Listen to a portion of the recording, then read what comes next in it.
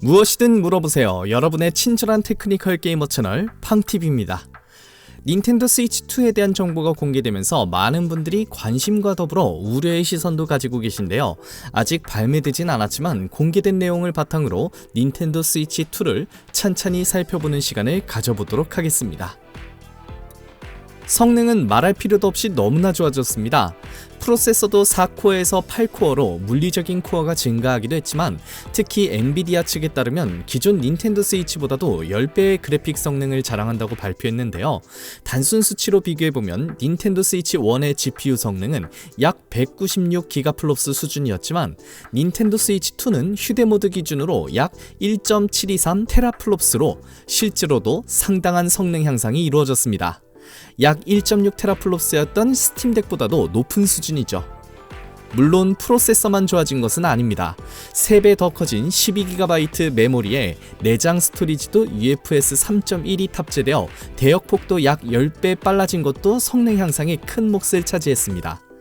외장 메모리 역시 마이크로SD 익스프레스를 채용함으로써 외장 메모리에 데이터를 저장하더라도 더 빠른 로딩이 가능해졌죠. 이러한 성능 향상으로 로딩 속도, 처리 속도, 표현 능력, 실시간 연산 등 다양한 이점을 얻을 수 있었습니다. 게다가 게임 전용기기 특성상 모든 자원이 순수하게 게임에 활용되기에 휴대기기로서는 상당한 수준에 이른 성능이라고 평가할 수 있겠습니다. 이번 발표에서도 특히나 눈에 띄었던 것이 바로 기존 다른 콘솔로 발매되었던 트리플 A급 게임들을 닌텐도 스위치 2용으로 만날 수 있다는 소식이었는데요. 더욱 강력해진 성능을 기반으로 다양한 신작들을 닌텐도 스위치 2로 만나보게 될 것이 기대되는 것 같습니다. 7.9인치 FHD 해상도에 120Hz를 지원해 부드러운 화면을 구사하는데요. 기존 닌텐도 스위치 게임을 생각해보면 시스템 자원을 최대한 사용하는 게임의 경우 30프레임으로 구동되었기 때문에 이를 120프레임으로 즐기게 된다면 시각적 만족감이 상당할 것으로 예상됩니다. 게다가 동모드로 연결할 경우에는 2K 해상도에 120Hz, 4K 해상도에 60Hz까지도 지원하기 때문에 큰 화면의 TV로 즐기게 될 경우 고해상도의 쨍한 화면으로 게임을 즐길 수 있게 됩니다. 그 밖에도 HDR10으로 더욱 생동감 넘치는 화면으로 볼 수 있고 엔비디아 G-Sync 기반의 가변 주사율을 지원해 화면 찢김 현상을 줄이면서도 부드러운 화면을 지원하며 RT-코어를 통한 하드웨어 레이트레이싱 기능으로 더욱 사실적인 광원 효과를 체험할 수 있습니다. 물론 정상적인 방법은 아니지만 에뮬레이터를 이용해 고해상도와 높은 프레임 레이트로 구동이 가능하기 때문에 큰 감흥이 없을지는 모르겠지만 기기 자체만으로 네이티브로 구동이 가능하다는 것만으로도 닌텐도 스위치2를 이용할 이유로는 충분한 것 같습니다. 게임을 구성하는 요소 중에 시각 요소 못지않게 중요한 것이 바로 청각 요소인데요. 특히 스피커 출력이 빈약한 기기를 고출력의 사운드바에 연결해 들어보면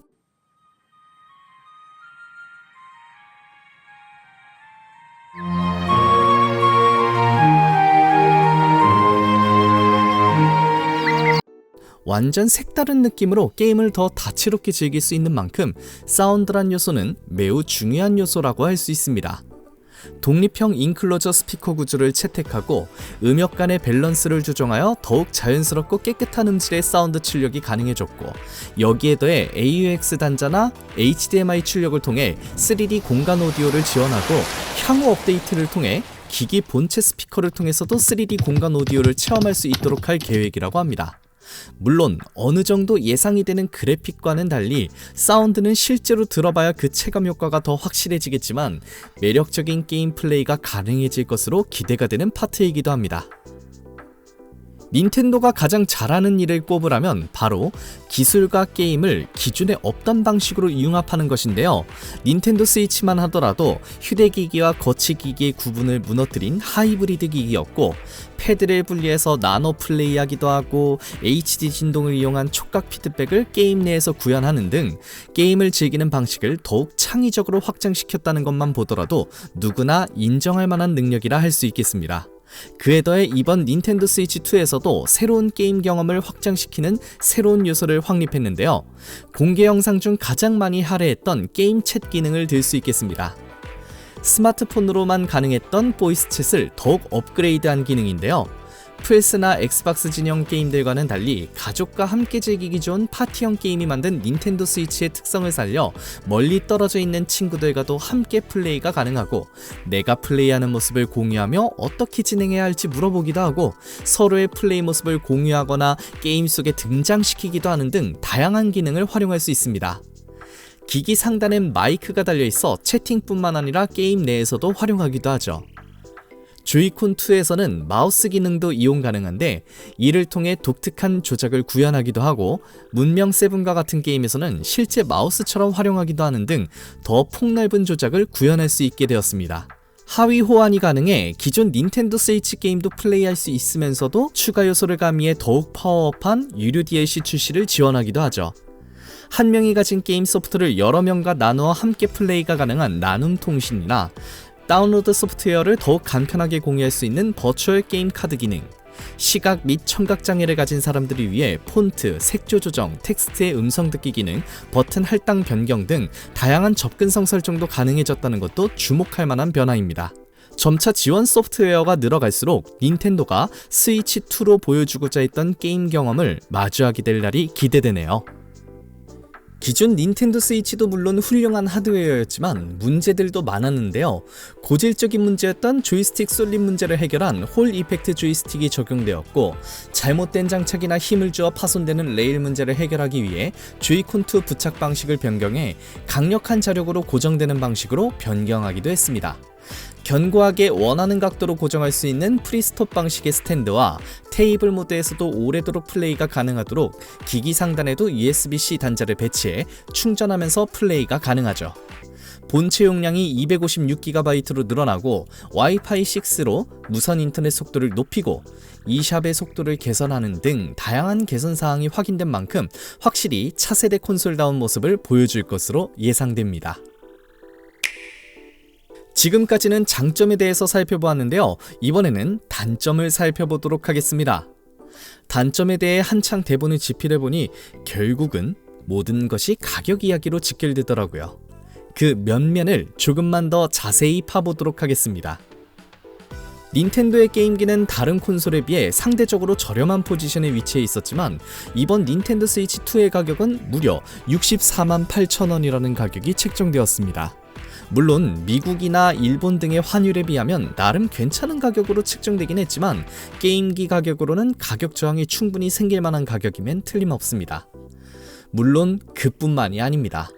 주변 기기인 조이콘2와 스위치2 프로 컨트롤러도 각각 109,800원으로 주변 기기 가격도 많이 올랐죠. 게다가 전용 게임 가격도 많이 올랐습니다. 동시 발매 타이틀인 마리오 카트 월드는 98,000원, 젤다의 전설 브레스 오브 더 와일드 닌텐도 스위치 2 에디션과 젤다의 전설 티어스 오브 더 킹덤 닌텐도 스위치 2 에디션도 각각 84,800원, 7월 17일 발매 예정인 동키콩 반환자는 88,000원이죠. 물론 다운로드 구매 시에는 8,200원이 할인되긴 하지만 안심하긴 이릅니다. 사실 더 큰 문제는 다음입니다. 본체 저장 용량이 256GB로 늘어났다곤 하지만, 기존에 발매했던 스위치 게임 중 역대 최고 용량을 기록했던 게임인 NBA 2K24 코비 브라이언트 에디션은 59.2GB였고, 닌텐도에서 직접 개발한 게임 중 역대 최고 용량을 기록했던 게임은 파이어 엠블렘 엔게이지로 16.6GB였습니다. 스위치2 전용 게임은 이보다 훨씬 높은 퀄리티의 그래픽과 사운드를 탑재할 것으로 보이기 때문에 향후 20에서 30GB 이상의 대용량 게임들이 많아질 가능성이 큽니다. 실제로 마리오 카트 월드의 다운로드 용량은 23.4GB지만 게임 특성상 향후 업데이트 가능성이 높은 만큼 더 큰 용량을 필요로 할 것입니다.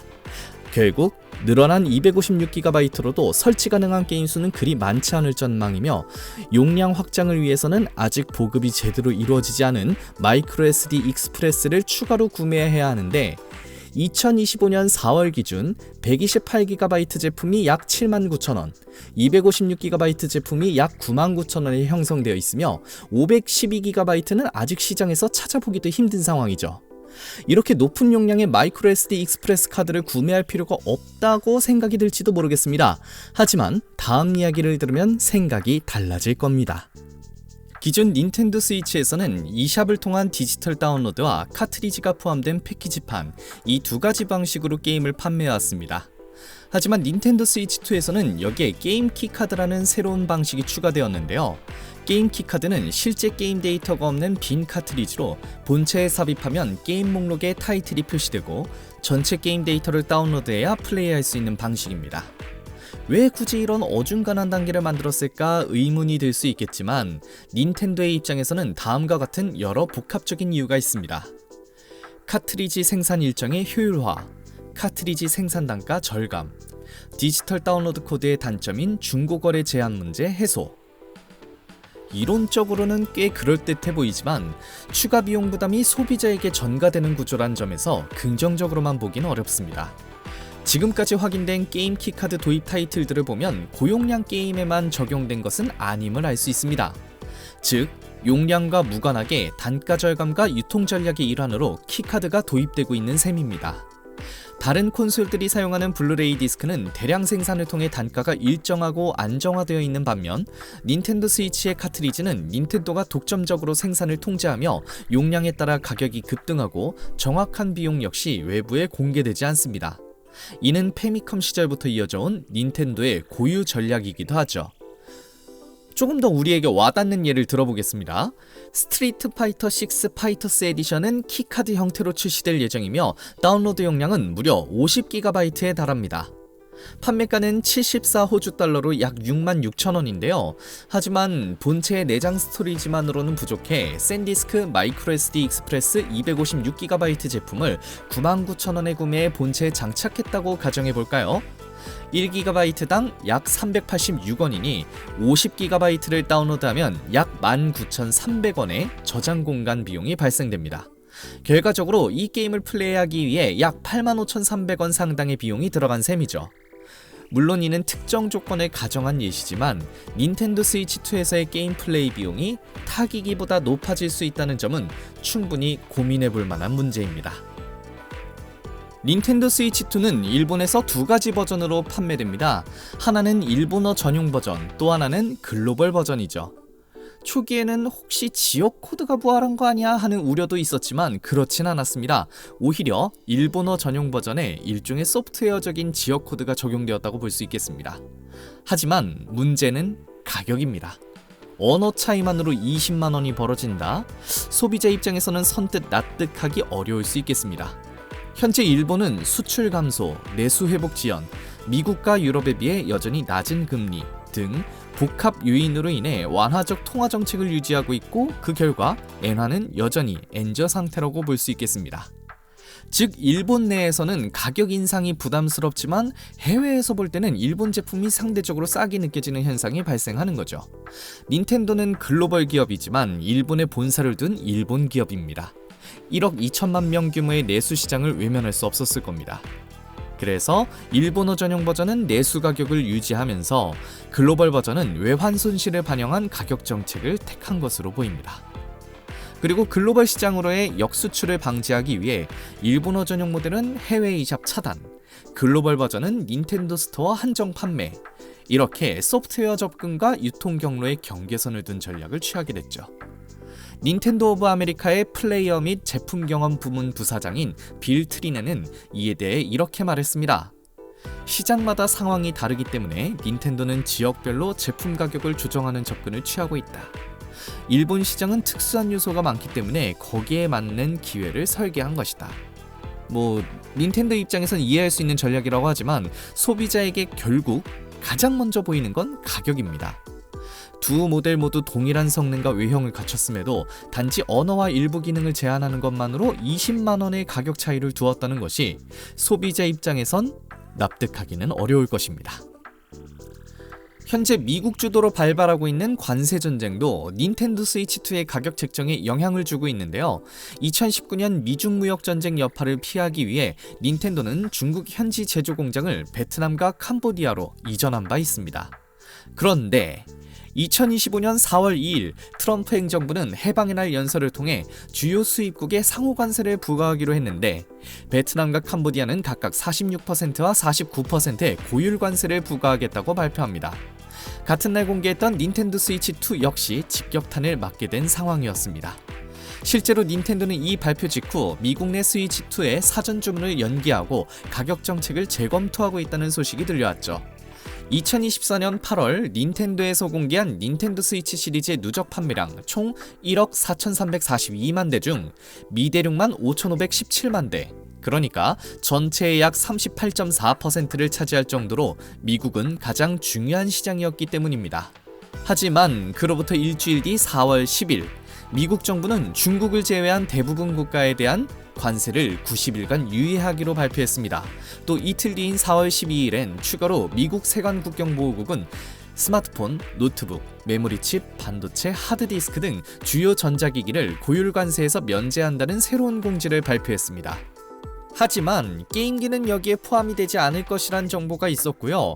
게다가 또 이러한 공지가 불과 단 하루도 지나지 않아서 임시조치일 뿐 6개월 이내 종료될 수 있다는 암시를 주는 등 매일매일 수도 없이 많이 바뀌는 미국 정부의 정책 기조에 힘입어 더 이상 자세한 설명은 생략하도록 하겠습니다. 이렇게 닌텐도 스위치2에 대해 아주 상세하게 들여다보았는데요. 이 모든 걸 감안해도 살만한가? 에 대해 여러 가지 의견이 있을 수 있겠죠. 여타 게임기에 비해 조금 더 대중적인 노선이었던 탓에 가격에 민감한 유저풀이 다른 기종보다 더 많은 것도 사실이니까요. 다만 제 개인적인 지극히 순수하게 게이머의 입장을 피력하자면 솔직히 구매할 만하다고 생각합니다. 혹시 닌텐도 스위치로 발매된 젤다의 전설 브레스 오브 더 와일드의 첫 장면 기억나시나요? 공주의 부름에 응답하듯 눈을 뜬 링크가 처음 밖으로 나왔을 때 드넓은 세계가 펼쳐지던 그때의 감동을 말이죠.